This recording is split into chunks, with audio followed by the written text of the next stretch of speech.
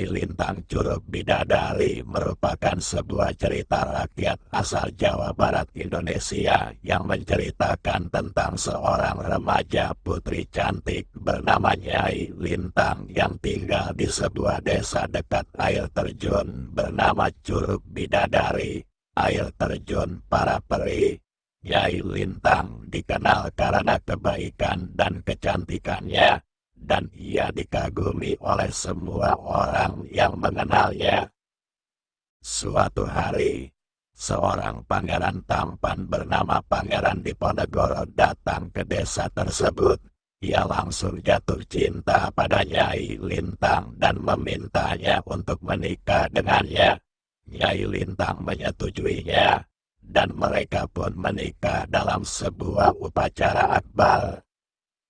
Usai pernikahan, Pangeran Diponegoro dan Nyai Lintang pindah ke istana pangeran. Nyai Lintang bahagia di rumah barunya, namun ia merindukan kampung lamanya dan air terjun Curug Bidadari. Suatu hari, Nyai Lintang memutuskan untuk mengunjungi kampung lamanya.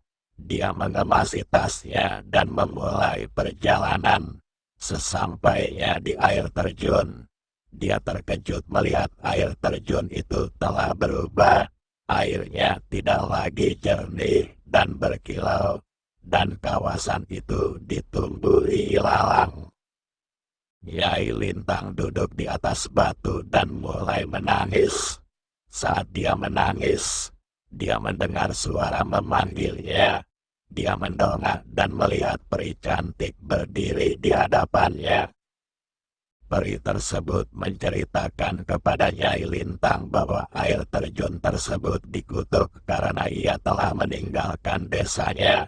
Peri tersebut mengatakan bahwa satu-satunya cara untuk mematahkan kutukan tersebut adalah dengan Nyai Lintang kembali ke desa dan tinggal di sana selamanya.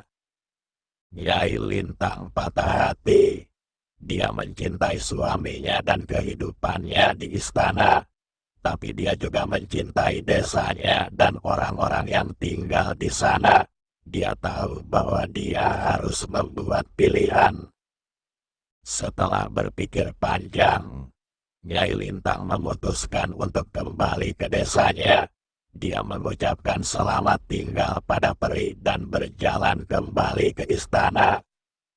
Sesampainya di istana, ia menceritakan keputusannya kepada Pangeran Diponegoro. Pangeran Diponegoro memahaminya dan dia setuju untuk melepaskannya. Nyai Lintang mengemasi tasnya dan berpamitan kepada suaminya. Dia kemudian memulai perjalanan kembali ke desanya.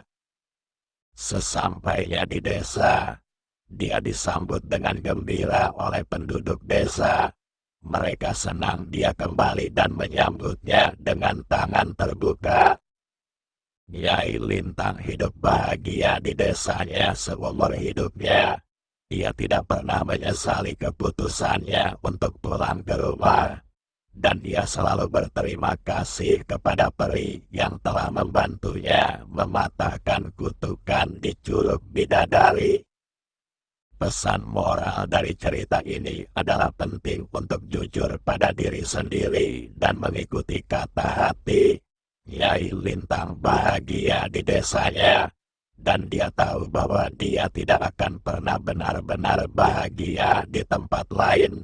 Keputusan yang diambilnya tepat untuk pulang ke rumah, meski itu berarti menyerahkan nyawanya di istana. Kisah Nyi Lintang Curug Bidadari merupakan cerita rakyat populer di Jawa Barat yang sering diceritakan untuk mendidik anak-anak tentang pentingnya berkeluarga, bermasyarakat, dan mengikuti kata hati.